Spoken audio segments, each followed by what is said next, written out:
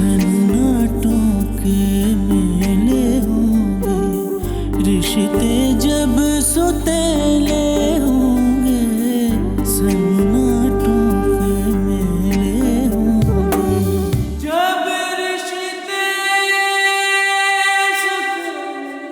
सुतेले होंगे। अब्बू, अरे क्या बात है, खैर तो है, बहुत खुश लग रही हो। अब्बू जान, बात ही कुछ ऐसी है, भाई भाभी को लेने उनके घर गए हैं। तुम ऐसे ही मुंह उठा कर आ गए हो, मैं तो वैसे ही किसी काम से बाहर जा रही हूँ, तुम फिर आ जाना। रीत जी, दनियाल साहिब आए हैं आपको लेने के लिए। दनियाल आए? खामोश क्यों हो गई, बोलते क्यों नहीं? मेरे पे भरोसा रखो, जब तक मैं हूँ कोई तुम्हारा कुछ नहीं बिगाड़ सकता। बोलो, बताओ क्या बात है आखिर? खैर दी, वो तू बता क्या बात?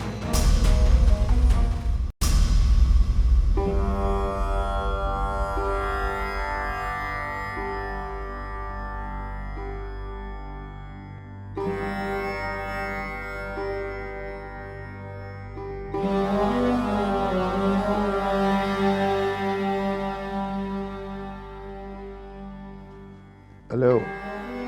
हाँ ज़ुबैर, यार तुम्हें एक काम कहा था, क्या बना उस काम का?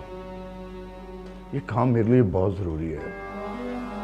मुझे हर सूरत में उस लड़के के बारे में सारी मालूमात चाहिए। देखो, तुम खुद आईटी फर्म में अच्छी जॉब पर हो, तुम्हारे लिए ये काम मुश्किल नहीं है।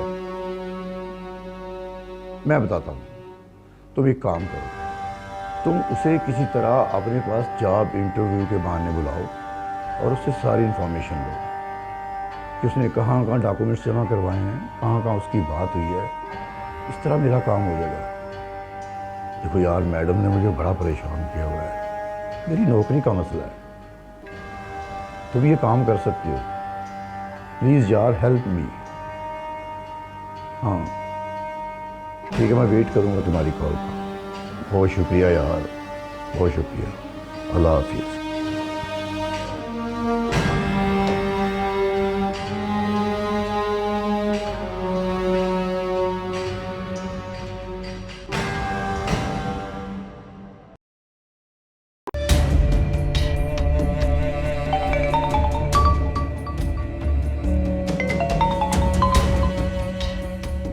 हाँ बोल जामी, पैसे ले आया मार्केट से? हाँ उस्ताद, पैसे ले आया हूँ। चल भी ठीक है, अलमारी में रख के ताला लगा दे, बाकी बात कल आके करूँगा। उस्ताद, पैसों की खबर देने के लिए थोड़ी फोन किया था तुझे। तो फिर बोल ना, बोल किस काम के लिए फोन किया? फजूल में टाइम ना जाया कर मेरा। उस्ताद, नंबर निकलवा लिया है उसका, अब तू उससे डायरेक्ट बात कर सकता है, 1 to 1। किसकी बात कर रहा है? नाम लेके बता ना। अपनी उस्तानी का नाम लेने की गुस्ताखी कैसे कर सकता हूँ? और सच सच कह रहा है ना तू? 16 आने सच कह रहा हूँ उस्ताद। और वैसे भी मैं जानता हूँ इस मामले में आप कितने जज्बाती हैं, और मैं अब आपके जज्बात को ठेस तो नहीं पहुंचा सकता। ओए शामी, ओए अगर तू उसका नंबर ले आया है ना, तो तूने मुझ पर वो एहसान किया है जो मैं कभी नहीं उतार सकता। बस कर दे उस्ताद जी, बस कर दे। क्या रुलाएगा? अभी नंबर भेजता हूँ व्हाट्सएप पे। हाँ, शाबाश शाबाश।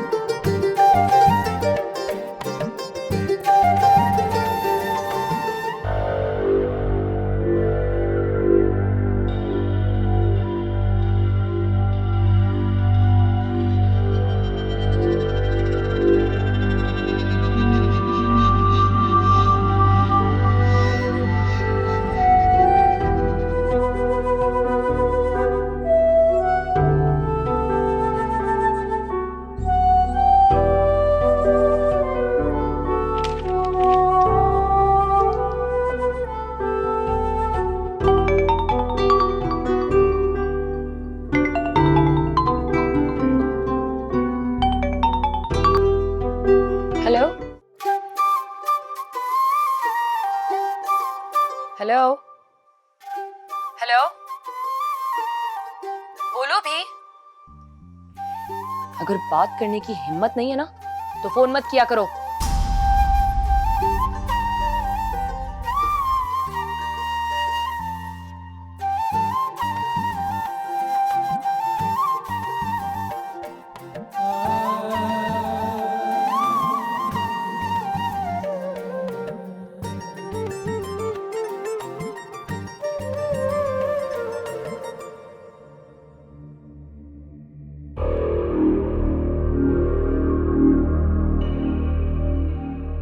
तुमने खत रखा मेरे सामान में। वो जो वहाँ सब कर रहे थे, क्या वो काफ़ी नहीं था जो खत भी रख दिया? और फिर उसके बाद मुझे फ़ोन करने की जुर्रत भी कर दी। अब देखते जाओ मैं क्या करती हूँ। अब तक जो ख्वाब देख रहे थे ना, अब वो सब सच होंगे।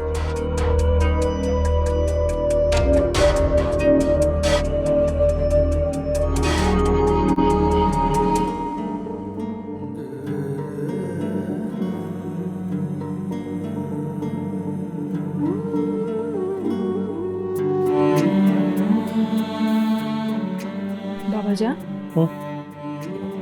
आप ठीक है?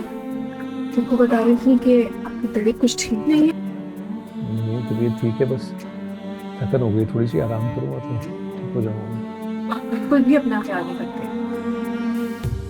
जब से आए हैं गाँव वालों के चक्कर में पड़े। चलें आप लेट जाए, मैं आपको दबा दूँगी। तो मैंने कहा ना मैं ठीक हूँ, तुम जाओ। मैं कहीं नहीं जा रही, मैं यहीं रहूंगी आपके पास। चलिए इसको उतारें और लेट जाएं, मैं आपको दबा देती हूँ। तानिया, एक तो तुम बहुत जिद्दी हो, अपनी बात मनवा के रहती हो तुम। आखिर बेटी किसकी हूँ?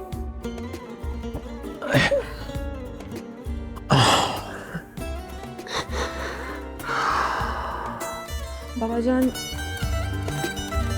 जैसे आपको गांव वालों की फिक्र रहती है ना, वैसे मुझे आपकी फिक्र रहती है। अब आपका ख्याल मैं नहीं रखूंगी तो कौन रखेगा?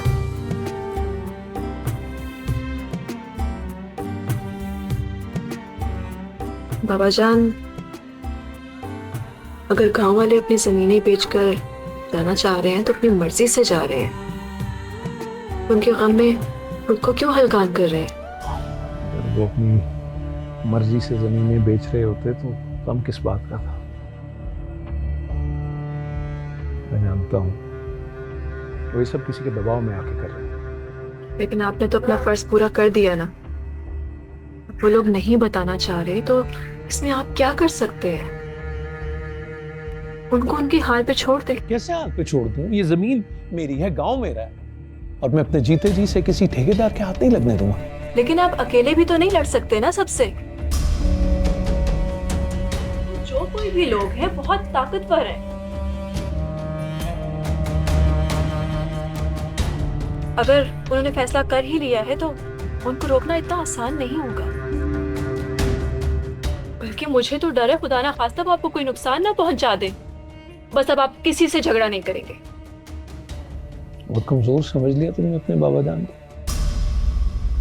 अरे हम सबको अपने अपने महाज पर लड़ना है। डर जाएंगे तो मर जाएंगे। और मैं तुम्हें एक बात बता दूं, मुझे एक बार सच का पता लगने दो, मैं छोड़ूंगा नहीं ताकतवर लोगों को। याद रखो मेरी बात। अच्छा छोड़ो सब बात। वो शहर से कोई फोन आया, बड़े दिन हो गए, वो उसका अरीज का और दानियाल का झगड़ा खत्म हुआ या चल रहा है? तुम्हारी बात हुई सभा से? मेरी बात हुई थी सभा से, आज ही बात हुई थी। अरीज भाभी अभी तक अपनी अम्मी के घर पे ही हैं और उनकी मामा इतनी आसानी से सुलह नहीं होने देंगी। अल्लाह माफ करे, ये निकट भाभी को भी अपनी गलतियों का एहसास कब होगा। करता हूँ मैं कल फोन। अच्छा बस सब तुम खत्म करो ये बस। मैं कहीं नहीं जा रही हूँ। मैं भी हल्दी वाला दूध आपके लिए लेके आऊंगी गरम गरम, आप वो पियेंगे और मैं आपके पाँव दबाऊंगी और आप कुछ नहीं बोले। तानिया जाओ भी, जो दिल चाहता है करो।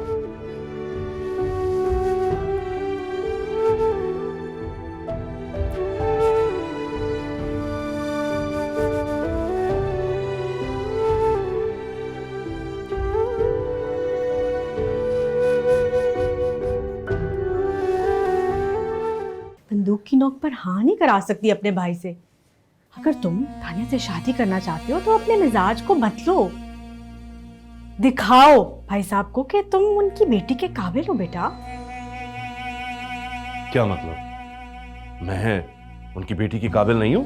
नहीं कहा मैंने जा। जो आप कह रही हैं ना, मुझे सब समझ आ रहा है। आपकी वजह से, सिर्फ आपकी वजह से खामोश हूँ, वरना अब तक मैं उसके साथ जबरदस्ती शादी कर चुका होता। बकवास बंद करो। कोई अपनी खानदान की लड़की के लिए ऐसे बोलता है? शर्म नहीं आती तुम्हें? नहीं आती मुझे शर्म, नहीं आती।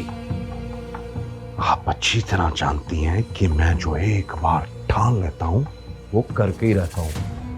अपने भाई को समझाएं कि मेरी मांग मुझे दे दे, वरना वो पछताएगा टोक बजा के। क्या मसला है तुम्हारा? ऐसी बातें क्यों करते हो? ऐसे रिश्ते होते हैं? ऐसे ही होते हैं। मुझे नहीं पता रिश्ते कैसे होते हैं, पर मैं ऐसा ही हूं। आप समझ नहीं रहे। मेरा एक बहुत जरूरी काम रुका हुआ है। मामा अगर शादी कर देता है तो वो मेरा काम हो जाएगा।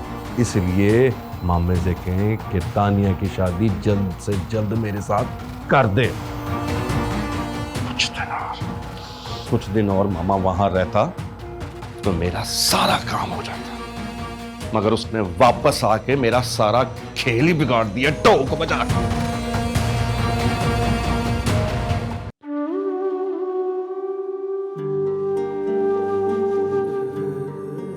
तुम ऐसे ही मुंह उठाकर आ गए हो।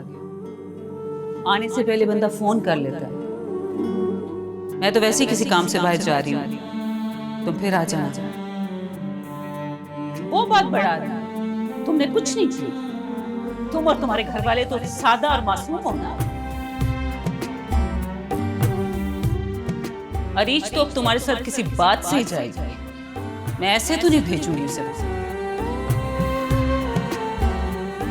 बहुत जल्दबाजी में शादी की थी मैंने उसकी तुम्हारे साथ, इसलिए बहुत सारी बातें तय करनी बाकी रह गई थी।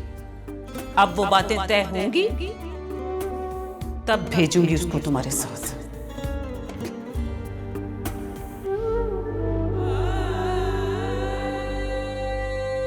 अब्बू खाना शुरू करें।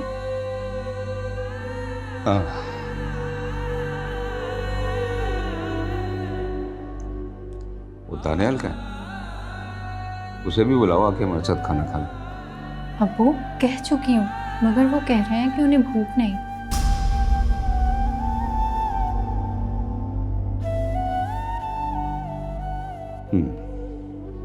मैं देखता हूँ उसे। नहीं अब्बू आप रुके, मैं देख कर आता हूँ। अरे नहीं आर्यन, तुम बैठकर खाना खाओ, मैं देखता हूँ।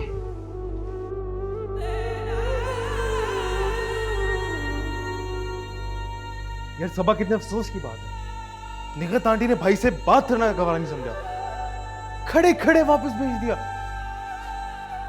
मैं तो कहता हूं कि भाई को उस घर में दोबारा कदम ही नहीं रखना चाहिए। उनको हक कौन देता है? उनको कौन हक देता है कि भाई को इस तरह घर से बाहर निकाले? वो क्या समझती हैं? वो क्या समझती हैं? किस तरह बड़े बड़े घरों में रहने वाली की इज्जत होती है? हाँ, उसे कोई हक नहीं पहुंचता कि वो जिसे चाहे घर से निकाल दे।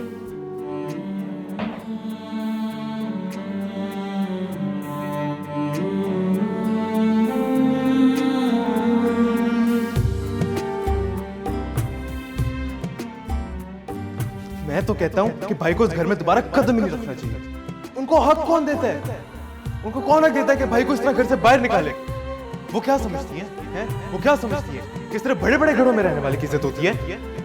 उसे कोई हक नहीं पहुंचता कि वो जिसे चाहे घर से निकाल दे।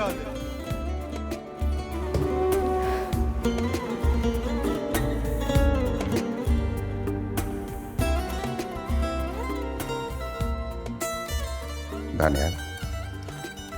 जी अब्बू।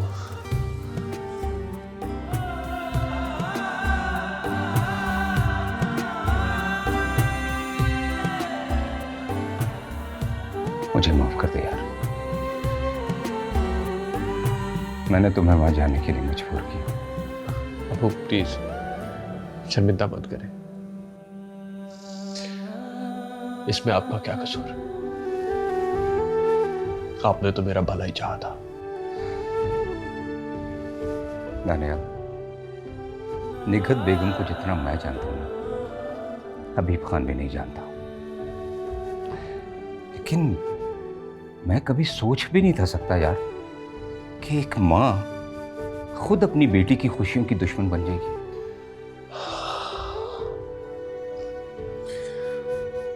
अब वो अरीज भी निगहत बेगम की बेटी है, अपनी जिद मनवाना वो अच्छे से जानती है।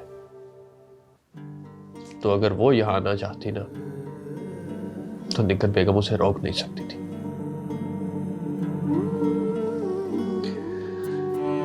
मुझे तो लगता है कि अरीज ही अपने और मेरे रिश्ते को तोड़ना चाहती है। कुछ भी हो बेटा, लेकिन अब मैं तुम्हें किसी भी बात के लिए मजबूर नहीं करूंगा। हालांकि मेरी ये ख्वाहिश जरूर है कि तुम्हारा और अरीज का यह रिश्ता कायम रहे, पर इसके लिए मैं हर कुर्बानी देने के लिए तैयार हूं। लेकिन अगर इस रिश्ते को कायम करने के लिए सिर्फ तुम्हें झुकना पड़े, और वो भी निगहत बेगम जैसी औरत के सामने, तो ये मैं कभी बर्दाश्त नहीं करूंगा। तो मेरी खुशी के लिए एक बार वहां गए ना, मेरे लिए यही काफी है। लेकिन अब मैं तुम्हें मजबूर नहीं करूंगा। अब तुम जो भी फैसला करोगे मुझे कबूल होगा। तुम पर अब मेरी तरफ से कोई पाबंदी नहीं। और रही बात हबीब खान की, तो उससे मैं खुद बात कर लूंगा। नहीं अब्बू नहीं, निगहत बेगम की खुशी के लिए मैं एक बार जाऊंगा जरूर वहां,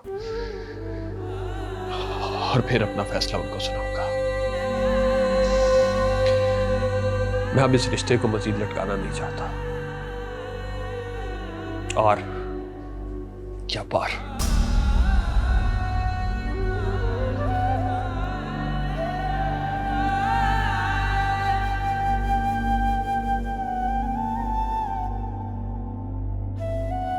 मैं अब इस रिश्ते को मजीद लटकाना नहीं चाहता। और क्या पार।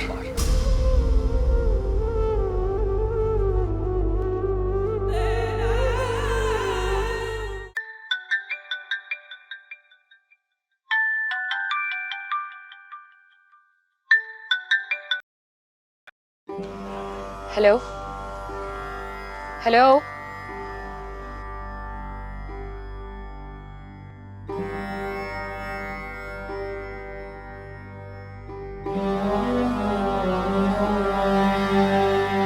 महविश, किसका फोन था?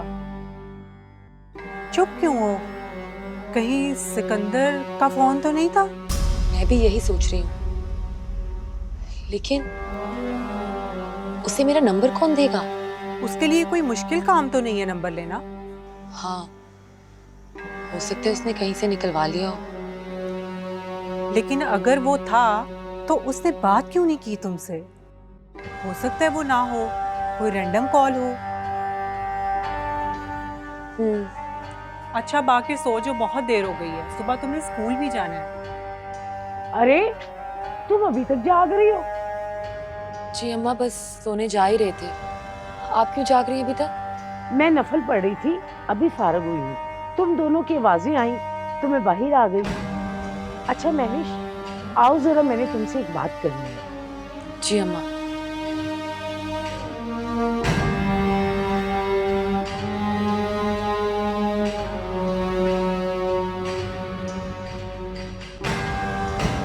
क्या हुआ अम्मा? आप मुझे कुछ परेशान लग रही हैं। सब खैरियत तो है ना? महविश बेटा, हमने रिश्ते कराने वाली खाला से फरी के रिश्ते की बात कर तो ली है, पता नहीं मेरा दिल मुतमईन नहीं है। मगर क्यों अम्मी? हम 2-3 मर्तबा उनसे मिल चुके हैं। बेटा, 2-3 मुलाकातों से क्या पता चलता है? हमें तो वही पता है ना जो उन्होंने बताया। हमने किसी से कोई पूछगिछ तो नहीं की। हाँ, ये तो आप ठीक कह रही हैं। आप कहें तो मैं पता लगवाने की कोशिश करूं उनके बारे में। तुम कैसे पता करवाओगी? आप मुझ पे छोड़ दे, मैं करवा लूंगी। नहीं बेटा, मैं तुम्हें इस झमेले में नहीं पड़ने दूंगी। ये काम सफिया से कह के सिकंदर के जिम्मे लगवाती हूँ। उसकी बड़ी पहुंच है, वो 2-3 दिन में ये काम कर देगा।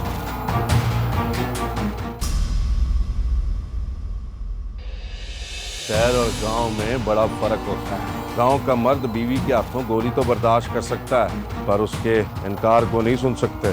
तो बचा के सिकंदर भाई ऑर्डर करें आप, 5 मिनटी भाभी यहाँ पर। और नहीं ओए, मोहब्बत में बदमाशी नहीं चलती। मोहब्बत को बस मोहब्बत से ही जीता जा सकता है। ये काम बहुत खुफिया तरीके से हो रहा है चौधरी साहब, कोई किसी को बता के जमीन नहीं बेच रहा। किसका डर है उन्हें? आप जितना मर्जी पता लगा ले, कोई उस शख्स का नाम जुबान पे नहीं लेगा।